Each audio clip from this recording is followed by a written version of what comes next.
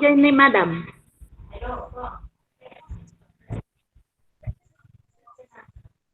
Okay, good morning. Okay, to our motherly coach, Dr. T. Velasco. Good morning, ma'am. Our principal, Mrs. Marilyn L. Pinla. Good morning, ma'am. My co-teachers, good morning. Okay, ready na po si Mrs. Macaraeg. Kanina pa di siya dito.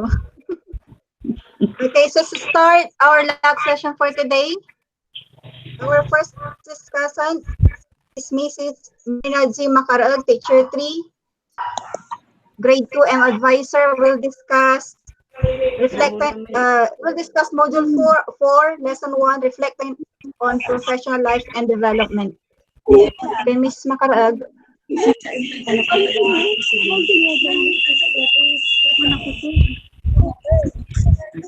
Sa ating mahal na coach, sa course na to, ang principal ng San Julian Central School, Dr. Lawrence Velasco, sa mabait at magandang principal natin, Madam Marilyn Pinla, our LAC leader, Mrs. Bergie Cayago, LAC facilitator, Mrs. Erisa Cayago, LAC documentor, Mr. Jeffrey Villanueva, at sa ating lahat, isang napakaaliwalas na umaga at magandang buhay po.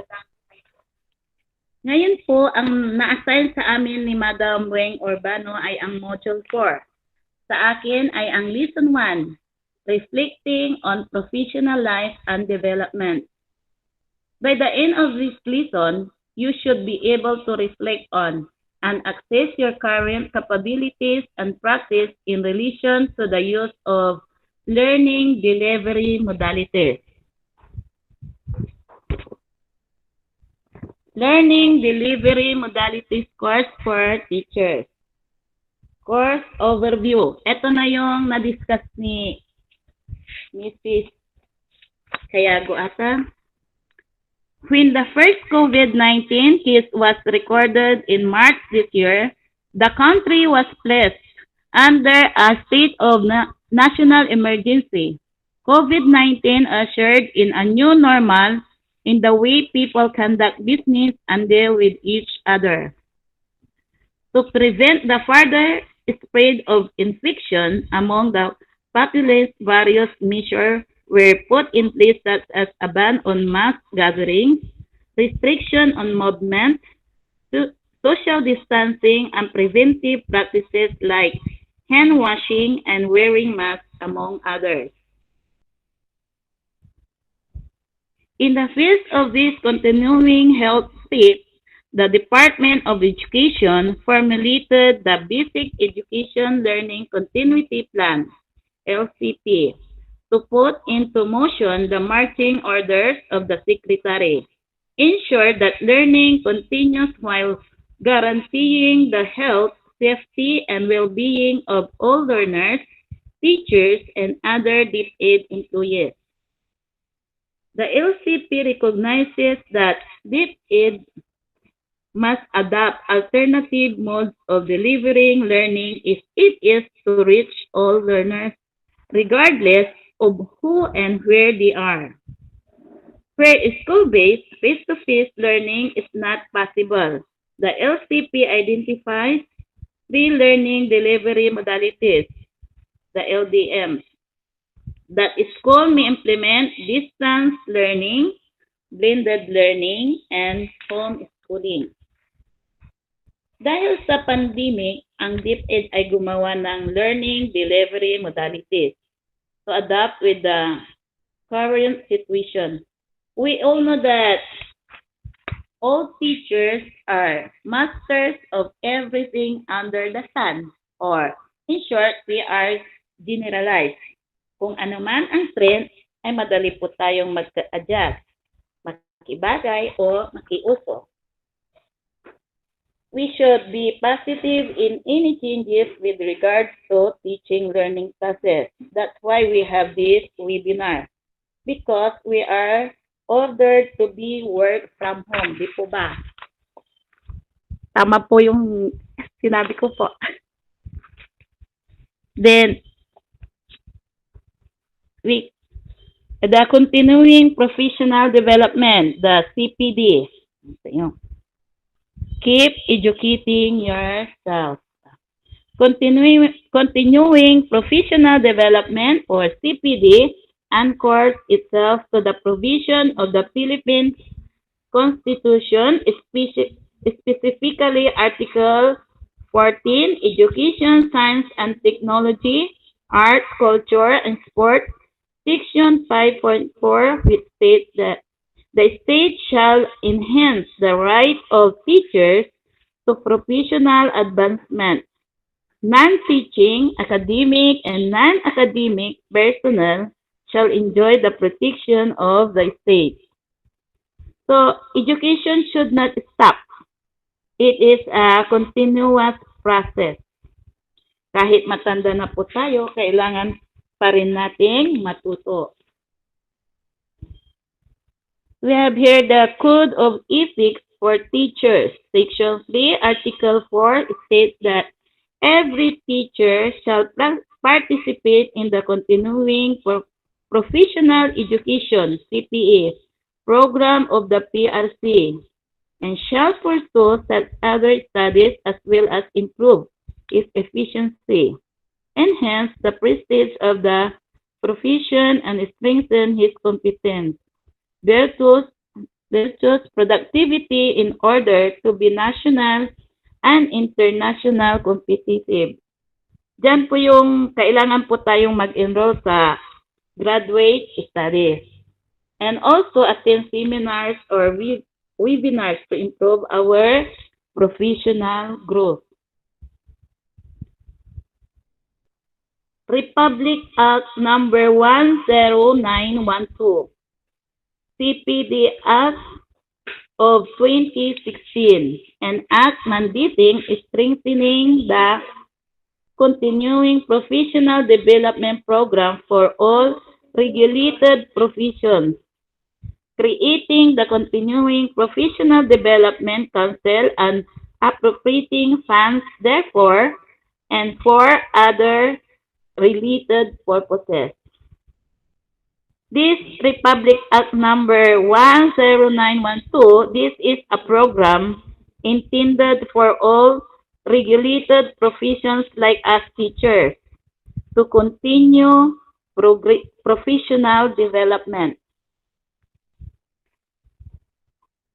PPD, continuing professional development, refers to the process of tracking and documenting the skills, knowledge, and experience that you gain both formally and informally as you work. Beyond any initial training, it is a record of what you experience, learn, and then apply. This CPD refers not only for formal but also informal. In education, the term professional development may be used in reference to a wide variety of specialized training, formal education, or advanced professional learning intended to help administrators, teachers, and other educators improve their professional knowledge, competence, skills, and effectiveness. Dito po yung tumutulong sa formal education. Saan po natin makukuha ito? Sa mga universities or sa colleges. Continuing professional development is important because it ensures you continue to be competent in your profession. It is an ongoing process and continues throughout a professional career. Kailangan po natin ang professional development to gain more knowledge and to boost our self-confidence. Continuing professional development refers to the inculcation of advanced knowledge, skills, and ethical values in a post-licensure specialization or in inter or multidisciplinary field of study. for assimilation into professional practice, self-directed research, and or lifelong learning. In continuing professional development is that it does not only refer to intellectual knowledge but also ethical values.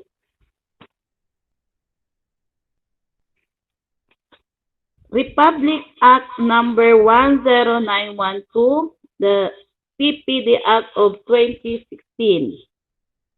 PRC Resolution 1032 Series of 2017 implementing rules and regulation IRR of Republic Act 10912.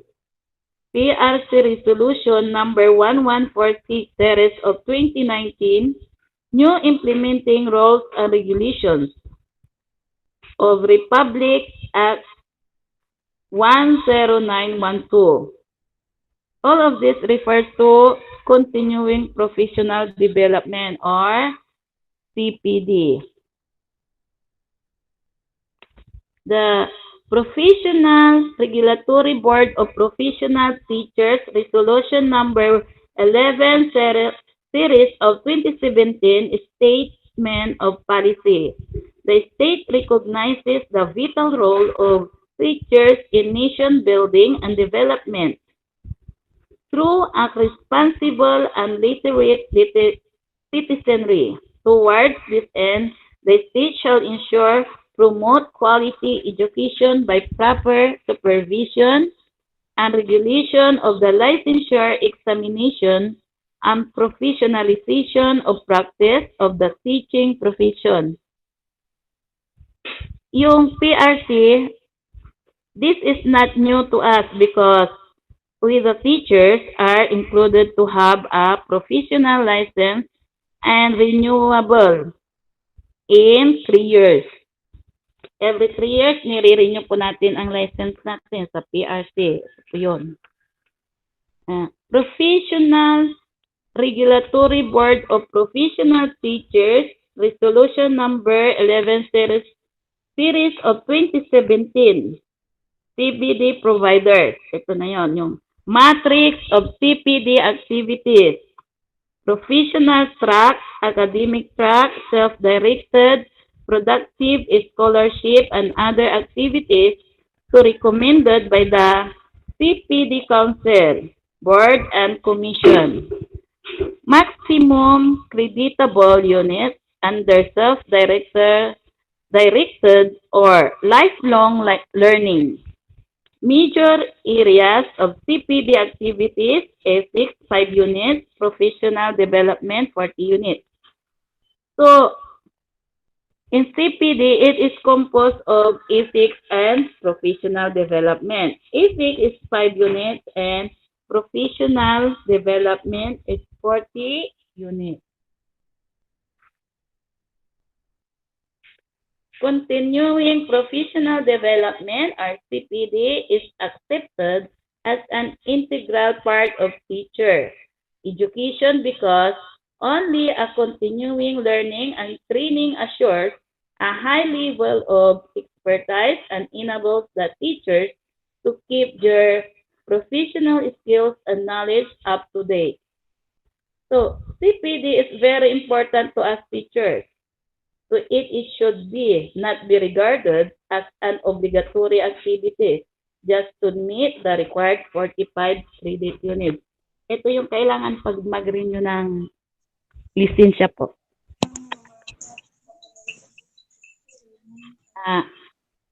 NIAP, National Educators Academy of the Philippines. NIAP is a CPD provider for professional teachers since December 2017. CPD accreditation number PTR 2017-115. Focal person John Arnold Espina. DepEd regional offices as NIAP, extensions as CPD provider. PRC Resolution number 1146 series of 2019 New Implementing Rules and Regulations (IRR) of the Republic Act 10912 implemented during transition period while antecedent requirements are being complied for full implementation. OFWs are not covered by the CPD requirements.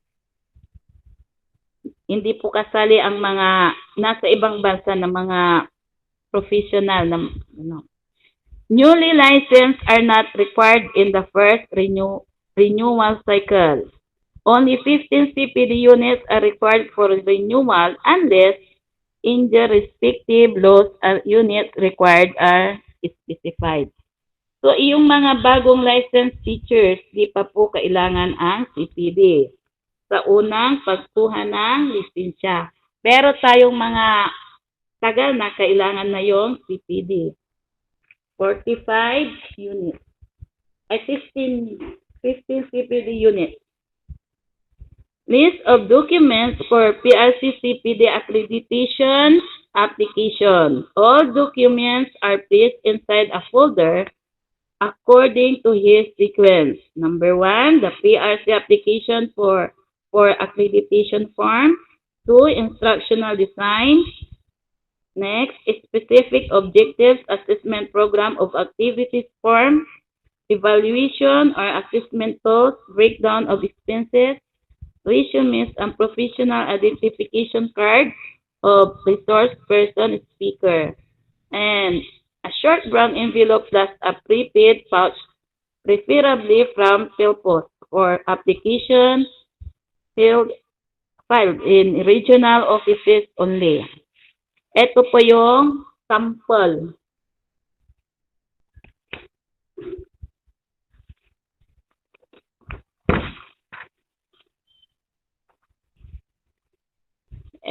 Ito po yung sample folder cover.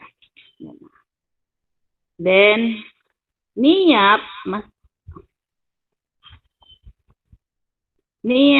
submit all the documents required by PRC strictly 45 days before the start of the activity. All documents required for PRC CPD accreditation must be submitted to NIAP Central Office or DepEd Regional Office 60 days before the actual start of the activity. If applications are submitted and passed through the DepEd Regional Office, application will be filed accordingly at the PRC Regional Office. If additional requirements are needed, a period of 7 days is given by PRC to submit the same. Failure to comply within the period shall be construed as abandonment of application and the prescribed fee shall be forfeited in favor of the government. So, kailangan po tayong sumunod sa tinakdang araw para di po masayang ma-forfeit ang ating mga application.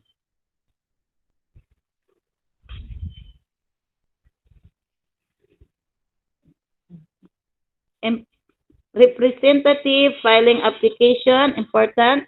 Representative filing application for accreditation and claiming the certificate of accreditation in behalf of the applicant must present a letter of authorization and valid identification card of both the authorized signatory and the representative.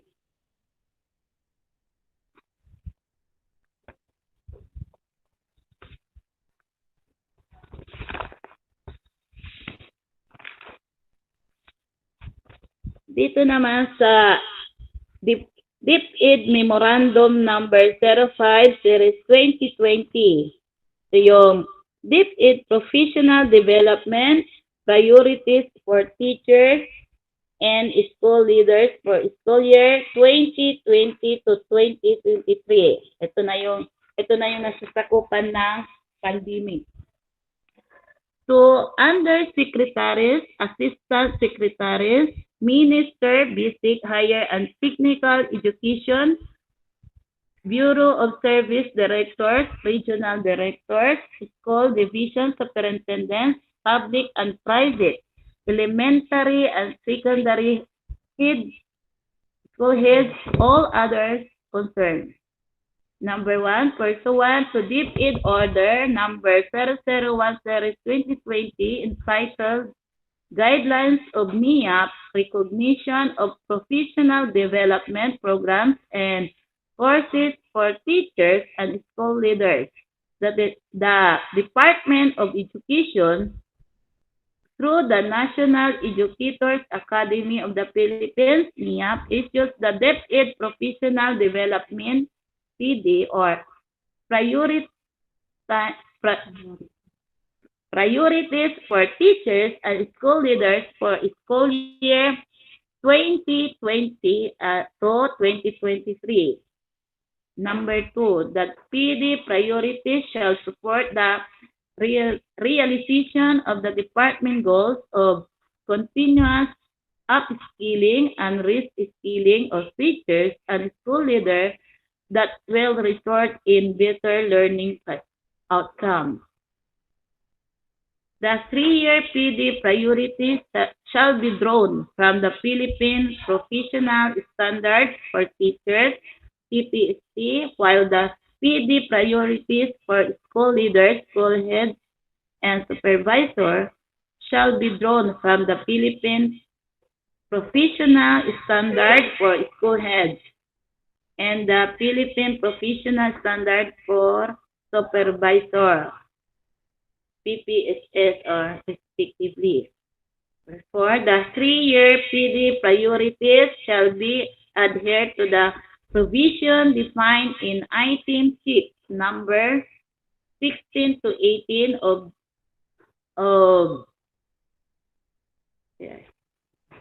DepEd Order 001/2020.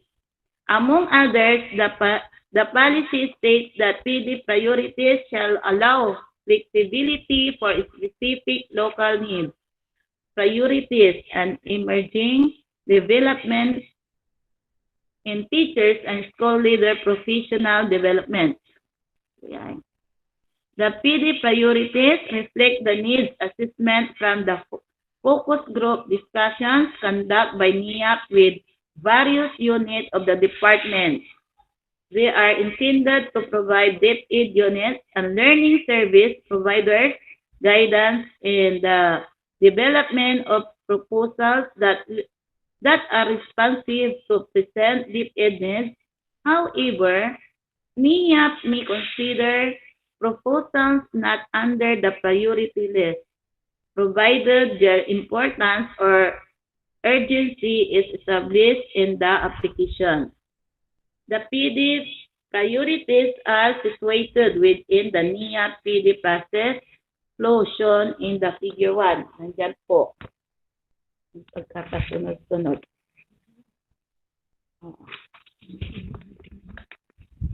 Nandyan po yung, tignan nyo sa figure 1, NIAP Professional Development Process Flow. Ayan yung flow sa flow ng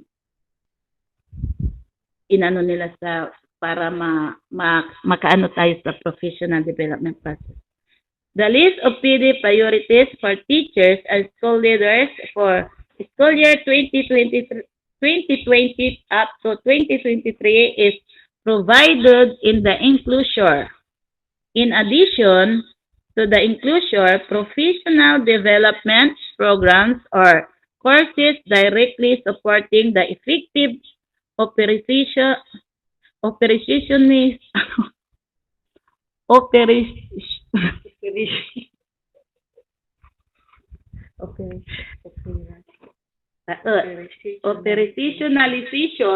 DepEd Learning Continuity Plan, LCP, in light of COVID-19 shall also be given priority for school year 2020 to 2021. Itong school year na po to. For more information, please contact the National Educators Academy of the Philippines, yung NIAP. second floor, Mabini Building, Department of Education, Central Office, DepEd Complex, Meralco Avenue, Pasig City, through email at askmeupdeped.gov.ph or telephone numbers 8633-7207.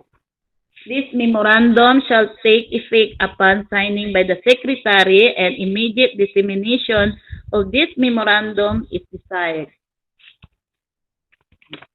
Signed by Leonor Magtolis Briones, Secretary. Ito yung memo na inano niya tungkol dito sa ano. So, dito po sa memo na to,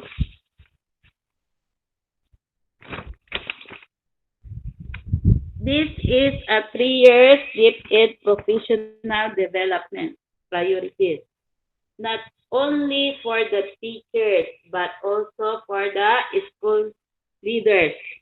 Hindi lang po sa atin ang memo na to para sa mga students, sa mga school leaders natin. Kaya pare-pareho po tayo na nag-aaral tungkol dito. Ngayon, sa professional self-assessment questionnaire po. Dito po, ito na yung papasok sa activity 1 po natin. Yung sa activity 1, assess your current capabilities and skill using the professional self-assessment questionnaire. Nandito, i-check lang, tick the box that best represent your assessment of your skills and capabilities. Ito nandito yung mga items. I can use the modality with ease. I can confidently use the platform in the modalities.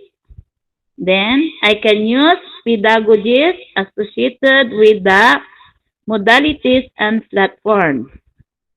I can very well manage my learners' class in the modality that my school has adopted. And I can very well engage with parents and community partners in assisting learners.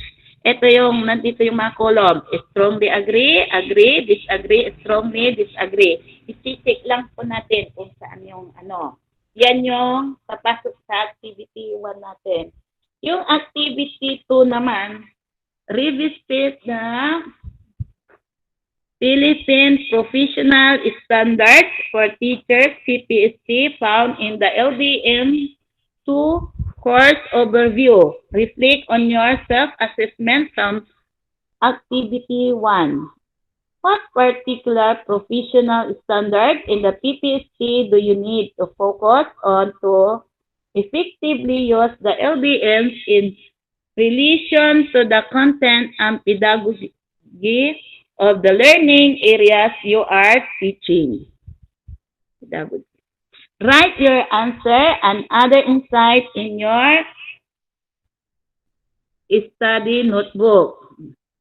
To guide your answer, you can also refer to the DepEd Memo number 50, Series 2020 on DepEd Professional Development Priorities. Yung binasa ko kaninang DepEd Memo. And the Continuing Professional Development Guidelines, yung tinakal natin kanina na continuing, yung CPD guidelines. Doon papasok sa activity 2. Ngayon sa activity 3, answer the following questions by constructing and filling out the table in your study notebook. How do you envision your teaching success in the next few months as you use the LDM adopted by your school? What is your goal in terms of your teaching practices and the modalities? What motivates you to achieve this goal? What do you think will help you attain this goal? Ito, may column dito. Nandito yung, diyan yung isusulat yung sagot sa activity 3. Column number 1, what is your goal towards improving your teaching practices in the modalities? Next, What will push you to achieve this goal? Then, the third one, what will help you attain this goal? Dito po, ano yung mga sagot. Thank you. Maraming salamat po. At mabuhay po tayong lahat. Na po. Okay, congratulations, Mrs. Macaraag. Kaingat. Okay, thank you for the reflection about on professional life and development. Congratulations po. Salamat po. Salamat po.